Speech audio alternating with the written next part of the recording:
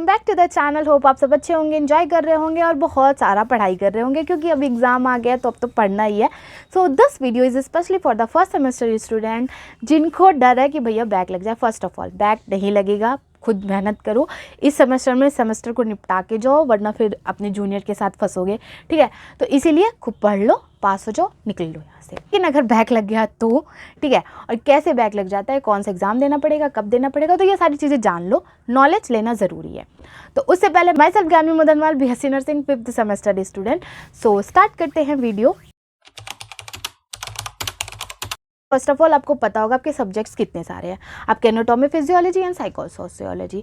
First day आपका anatomy physiology का exam होगा, सेकंड डे आपका साइकोलॉजी एंड सोशियोलॉजी का एग्जाम होगा। इफ़ आपके फिजियोलॉजी में बैक लग जा रहा है तो आपको एनाटॉमी भी बाद में साथ में देना पड़ेगा। लेट्स से 37 मार्क्स का आपका एनाटॉमी है, 38 मार्क्स का आपका फिजियोलॉजी है। 37 का 50% निकाल लो, 16-17 मार्क्स, ठीक है। इतने मार्क्स पे आपका पासिंग मार्क होता है। इतने मार्क्स हर सब्जेक्ट में लाना है आपको, पर्टिकुलरली दोनों सब्जेक्ट में पास होना पड़ेगा। ये मत सोचना कि अगर आप एनाटॉमी में पास हो तो फिजियोलॉजी में भी पास हो जाओगे, फिजियोलॉजी में पास हो तो एनाटॉमी में भी पास हो जाओगे। दोनों का जो नंबर है एक साथ काउंट नहीं होता, दोनों का नंबर अलग अलग काउंट होता है, ठीक है। 37 एंड 38 अलग अलग काउंट होगा, वो एक साथ काउंट नहीं होता है। आई थिंक जब रिजल्ट आएगा पूरा, हमारे जब 4 साल का रिजल्ट मिलेगा तो उसका अलग होगा, लेकिन अभी का यही है। सेम आपका साइकोलॉजी एंड सोशियोलॉजी। अगर आपका एक सब्जेक्ट में बैक लग जा रहा है तो आपको फिर दोनों सब्जेक्ट देना पड़ेगा। लेट्स से आपका अगर फिजियोलॉजी में बैक लग जा रहा है तो आप जब एग्जाम दोगे तो आपको एनाटॉमी भी साथ में देना पड़ेगा, ठीक है। और आपका अगर साइकोलॉजी में बैक लग जा रहा है तो फिर आपको सोशियोलॉजी भी उसके साथ देना पड़ेगा। होप आपको समझ में आ गई होगी। 2 कॉपी आपको मिलेगी।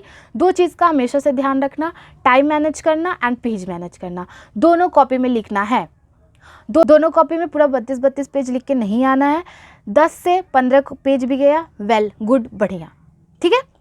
32 कॉपी किसी की नहीं जाती, तो उतना तो करके आना।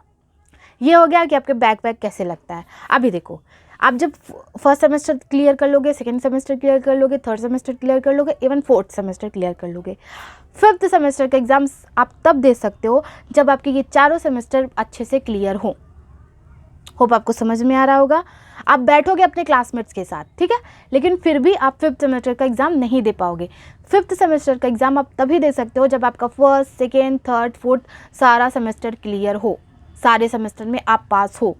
ऐसा नहीं है फिर आपको जूनियर्स के साथ बैठना पड़ेगा, बट आपको ये चीज़ें पास होनी चाहिए वरना आप 5th सेमेस्टर का एग्ज़ाम नहीं दे पाओगे। उसी को बहुत लोग अदर लैंग्वेज में ईयर बैक बोल देते हैं, ठीक है। होप आपको ये चीज़ भी समझ में आ गया होगा।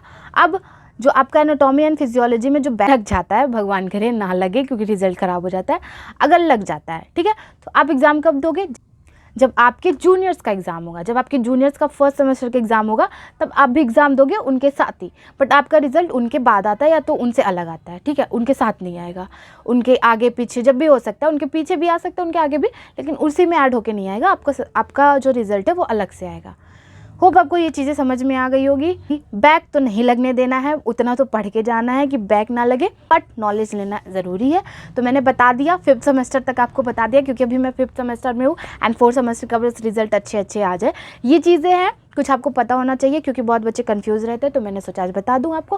सो that's all for this video. Hope आपको कुछ समझ में आया होगा। Thanks for watching this video और इस चैनल को सब्सक्राइब कर लो, बहुत सारी चीज़ें आती रहती है नर्सिंग से related.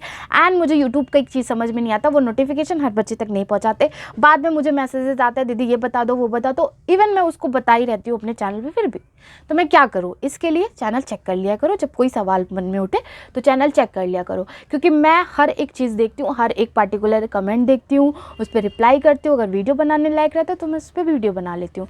So that's all for this video. Do like, share, subscribe and don't forget to press the bell icon for more update. Thanks for watching this video. Bye.